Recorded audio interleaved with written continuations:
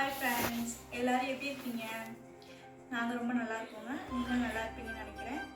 என்னடா ரொம்ப நாள் ஆச்சுன்னு பார்க்குறீங்களா? ஆமாங்க, கொஞ்சம் கேப் சொல்கிறது கொஞ்சம் கேப் ஆயிடுச்சு. இன்னி போகிற வீடியோலாம் நாங்கள் ரெகுலராக போடுறோம்.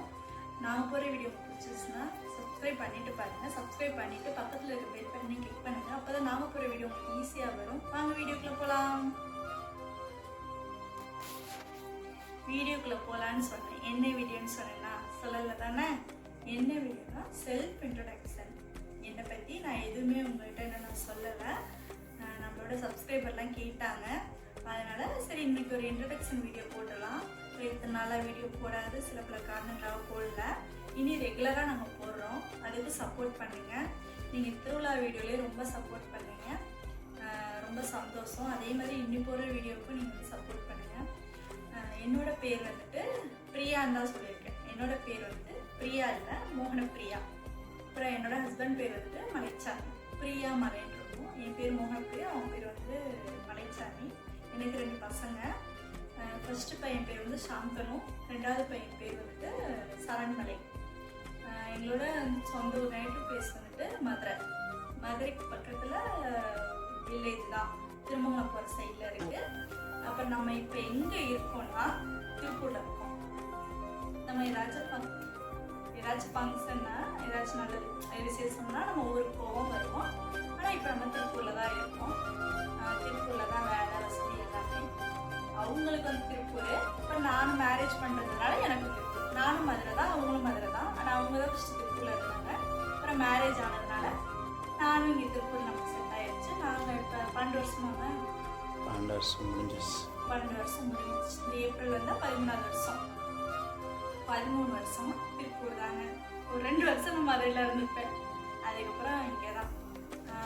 ஃபஸ்ட்டு பையன் வந்து 6th படிக்கிறான். செகண்ட் பையன் வந்துட்டு இப்போ தான் எல்கேஜி போயிட்டுருக்கான். என்னோட இன்ட்ரொடக்ஷன் இவ்வளோ தாங்க. இதையை பற்றி சொல்கிறதுக்கு வேறு ஒன்றும் பெருசாலாம் ஒன்றும் இல்லை, இவ்வளோ தான். அப்புறம் நான் என்ன வீடியோ போடுறேன்னா குக்கிங். உங்களுக்கு ஏதாச்சும் குக்கிங்கில் எது டவுட் இருந்துச்சுனாலும் சரி, இது என்ன பண்ணணும், எது எப்படி செய்யணும், அது எப்படி செய்யணும், ஏதாச்சும் குழப்பமாக இருந்துச்சுனாலும் சரி எனக்கு கமெண்ட் பண்ணுங்கள். நீங்கள் கேட்குற சமையலையே நான் போடுறேன்.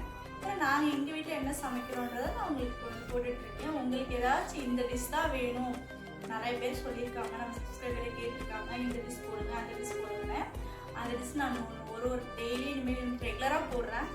இனிமேல் ஒரு நாளைக்கு ஒரு டிஷ் கண்டிப்பாக வரும். நாங்கள் போடுறதுக்கு ட்ரை பண்ணுறோம். எங்களுக்கு டைம் வந்து எப்படின்னா, நாங்கள் காலையில் 9 மணிக்கெலாம் வேலைக்கு போகணும். அதுக்குள்ளே ஸ்கூலுக்கு வந்து பசங்களை கிளப்பணும். இடையில போய் வீடியோ எடுக்கணும். அப்புறம் பார்த்திங்கன்னா மற்ற ஸ்கூலில் கொண்டு போய் பசங்களை விடணும், நாங்கள் கிளம்பணும். அதனால் கொஞ்சம் டைம் கிடைக்க மாட்டேது. டைம் இருக்கிறப்போ கொஞ்சம் வீடியோ எடுக்கிறோம். வீடியோக்காக நாங்கள் வந்து சாப்பாடு செய்யறதில்ல, ரெகுலராக என்ன செய்கிறோமோ அதை தான் நாங்கள் வீடியோ எடுக்கிறோம். இவ்வளோ செய்கிறீங்களா, இவ்வளோ சாப்பிட்றீங்களா அப்படின்னு கேட்குறாங்க. எனக்கு புரியலை. இதில் இவ்வளோ செய்கிறதுக்கு, இவ்வளோ சாப்பிட்றதுக்கு, இதெல்லாம் சாப்பிட்டா தான் நம்ம ஹெல்த்தியாக இருக்க முடியும். சில பேர் அதை ஏன் புரிஞ்சுக்கிறாம இருக்காங்கன்றது தெரியல. காய்கறி என்ன எவ்வளோ விற்க போகுது? காய்கறி சீப்பு தான். அது எனக்கு பக்கத்துலேயே இருக்குது. அதனால் ரொம்ப சீப்பாக தான் இருக்குது. கீரை வகைகள்லாம் ரொம்ப சீப்பாக கிடைக்குது. நானே சொன்னேன் காளான்னா வீட்டுக்கிட்ட வருதுன்னு சொல்லிட்டு. காளான் எடுத்துக்கிட்டிங்கன்னா ஒவ்வொரு ஏரியாவில் வந்துட்டு ரேட் எச்சு தான். நம்ம ஏரியாவில் வீட்டுக்கிட்டே கொண்டு வராங்க. 4 பாக்கெட் 100 ரூபாங்க. நான் வந்துட்டு 2 பாக்கெட் தான் வாங்குவேன், 50 ரூபாய்க்கு தான் வாங்குவேன். மேக்ஸிமம் காய்கறி போட்டால் 50 ரூபாய்க்குனாலும் காய்கறி வாங்கணும். 100 ரூபாய்க்குனாலும் காய்கறி வாங்குவோம். ஒரு நாள் குழம்புக்கு 5 பேருக்கு எடுத்துக்கிட்டிங்கன்னா கண்டிப்பாக வாங்குவோம். நான் கம்மியாக தான் இருக்குது. நீங்கள் இது வந்துட்டு இதை இவ்வளோ செய்கிறீங்களா, இவ்வளோ சாப்பிட்றீங்களா? இதில் என்னன்னா, எங்கள் வீட்டில் கிட்ஸுக்கு குழந்தைங்க பசங்க 2 பேர் இருக்காங்க. அவங்களுக்கு ஸ்கூலுக்கு வேறு மாதிரி செய்கிற மாதிரி இருக்கும். அப்புறம் பெரியவங்க இருக்காங்க, அவங்களுக்கு தகுந்த மாதிரி செய்கிற மாதிரி இருக்கும். அதனால உங்களுக்கு டிஷ் வந்துட்டு நிறைய வர மாதிரி இருக்கும்னு நினைக்கிறேன். என்னங்க எல்லோரும் உங்களுக்கு இவ்வளோ செய்கிறீங்களே டைம் இருக்கா அப்படின்னு கேட்குறாங்க. அதான் டைம் கம்மி தான் இருக்கும். கம்மியாக இருந்தாலும் நாங்கள் கொஞ்சம் சீக்கிரமாக அதை செய்கிற டைம் வந்து சீக்கிரமாக செஞ்சுக்கிடுவோம், அவ்வளோதான். ஒவ்வொருத்தவங்க வந்து ஸ்லோவாக செய்வாங்க, நாங்கள் வந்து கொஞ்சம் ஸ்பீடாக செஞ்சு முடிச்சிடுவோம், அவ்வளோதான். அதான் சீக்கிரமாக செஞ்சுருவேன் நான் சமையல். முன்னா 2 அடுப்புலேயே அத்தான் செய்வேன். இப்போ 3 அடுப்பு இருக்கிறதுனால கொஞ்சம் சீக்கிரமாகவே செஞ்சிடறேன். அது ஒன்றும் பிரச்சனை கிடையாது. சமையல்லாம் ஒன்றும் பிரச்சனைலாம் கிடையாது. ஆனால் ஒவ்வொருத்தவங்க சொல்கிறாங்க இவ்வளோ சமைக்கிறீங்களா, என்ன சமைக்கலன்னு எனக்கு ஒன்றும் இப்போ நாங்கள் என்னென்ன பார்த்தீங்கன்னா காலையில் 9 மணிக்கு வேலைக்கு போனோம்னா நைட்டு 8 மணி 8:30க்கு தான் வருவோம். அதுக்கப்புறம் தான் வந்து நாங்கள் நைட்டு வந்து டிஃபன் பண்ணி பார்த்தோம்னா நைட் வந்துட்டு ஹெவியாக எதுவும் பண்ண போகிறேன். இட்லி தோசை சீக்கிரமாக வந்தால் சப்பாத்தி இந்த மாதிரி போடுவேன். இல்லைன்னா எனக்கு ஒரு நாளைக்கு வந்துட்டு தக்காளி சாப்பாடு, இந்த வெஜிடபிள் சாப்பாடு, இந்த ஒரு சாப்பாடாக செய்கிறதெல்லாம் பார்த்தீங்கன்னா மேக்ஸிமம் பகலில் செய்ய மாட்டேன். சாப்பாடு குழம்பு பொரியல் இதை மட்டும்தான் பகலில் செய்வேன். பசங்க ஏதாச்சும் கேட்டாங்கன்னா அந்த ஃப்ரைட் ரைஸ் இந்த மாதிரி வேணால் செஞ்சு கொடுப்பேன். நைட்டில் பார்த்தீங்கன்னா இட்லி தோசை இந்த ரெகுலராக செய்கிறது தான். மேக்ஸிமம் எங்களுக்கு வந்து பார்த்தீங்கன்னா ஞாயிற்றுக்கிழமையுமே வேலை இருக்கும். ஞாயிற்றுக்கிழமை வந்து ஒரு 5 மணி வரைக்கும் வேலை மேக்ஸிமம் இருக்கும். பார்த்தீங்கன்னா ஞாயிற்றுக்கிழமை நான் ஈவினிங் தான் வந்துட்டு செய்வேனே. நிறைய பேர் கேட்குறீங்க நான்வெஜ் போட மாட்டேறீங்க அப்படின்றீங்க. கோயில் ஃபங்க்ஷன்றனால போடாமல் இருக்கோம். அது முடிஞ்சுன்னா நான்வெஜ் எல்லாம் போடுவோம். நாங்களுமே சாப்பிடாம தான் இருக்கோம். நான்வெஜ்ஜு வெளியிலுமே சாப்பிட்றதில்ல. போய் சொல்கிறாங்க அவங்க ஊரில் போய் சாப்பிட்டு வந்துருக்காங்க. நாங்களும் பசங்களும் மட்டும் தான் சாப்பிடல. இவங்க ஊருக்கு போனாங்க, அவங்க போய் சாப்பிட்டு வந்துட்டாங்க. அதை வெளில சாப்பிட்டுக்கலாம்னு சொல்லிட்டாங்கம்மா. நாங்கள் வீட்டில் செய்யலை. 48 நாள் மண்டலம் பூஜை போய்கிட்டு இருக்கு. 48 நாளுமே நைட்டு சமைக்கிற வேலை இல்லை. காலையிலையும் மதியானம் மட்டும்தான். நைட்டு ஒரு நாளைக்கு ஒவ்வொருத்தவங்க அன்னதானம் போடுறாங்க. அதனால் சிறப்பாக போகுது. நம்ம அன்னதானம் போடுற அன்னைக்கு நான் வீடியோ கவர் பண்ணி உங்களுக்கு போடுறேன். அப்புறம் அவ்வளோதான், வேறு என்ன இருக்குது? அவ்வளோதான். இன்னும் கொஞ்சம் நாள் போக போக நாங்கள் எங்களை பற்றி என்னன்னு சொல்கிறோம். அதாவது எங்கள் லைஃப்பில் நடக்கிறது, முன்னாடி நடந்தது, இனி நடக்க போகிறது எல்லாத்தையுமே இனிமேல் நாங்கள் உங்களுக்கு ஷேர் பண்ணுவோம். ஷேர் பண்ணாமல் இருக்க போகிறது கிடையாது. யார் என்ன சொன்னாலும் கவலைப்பட போகிறது இல்லைங்க. நம்ம உள்ள இறங்கியாச்சு.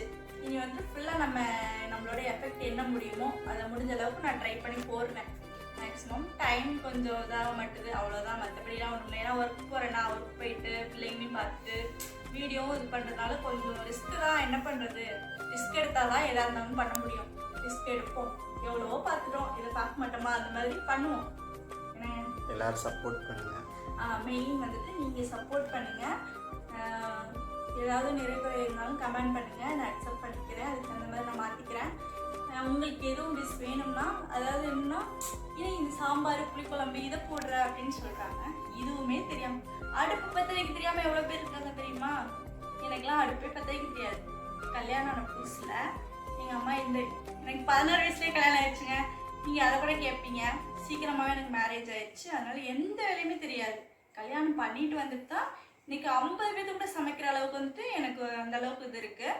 நான் நல்லா சமைப்பேன். என்னங்க என் வாயால் சொல்லக்கூடாது, நீங்கள் எப்படி சொல்கிறீங்கன்னு கேட்பீங்க, அதையும் கேட்பீங்க. நான் நல்லா சமைப்பேங்க. அதனால தான் நான் என் மேலே இருக்க நம்பிக்கையில் தான் சரி நம்ம போடுவோன்னு சொல்லிட்டு நானும் ஒரு 2 வருஷமாக சொல்லிகிட்டு இருக்கேன் சேனல் ஆரம்பிப்போன்னு. ஆனால் இப்போ தான் அது நடந்திருக்கு. ஓகே, இனி வர ஆப்பர்ச்சுனிட்டியை வந்து பயன்படுத்திக்கிட்டு எஃபெக்ட் போட்டு உங்களுக்கு பிடிச்ச மாதிரி நாங்கள் பண்ணுறோம். என்னங்க அவ்வளோதாங்க, வேறு ஒன்றும் இல்லை. போக போக எங்களை பற்றி ஒவ்வொன்றா சொல்கிறோம். நீங்கள் கேட்டிங்கன்னா அது அந்த மாதிரி நான் சொல்கிறோம். நடக்க போகிறது சந்தோஷம் துக்கம் எல்லாமே. நீங்களாம் துக்கம் வரக்கூடாது, போதுன்ற அளவுக்கு நம்ம லைஃப்பில் வந்துருச்சு. எதாக இருந்தாலுமே பாசிட்டிவாக இது பண்ணி போவோம். அவ்வளோதாங்க. பாய்.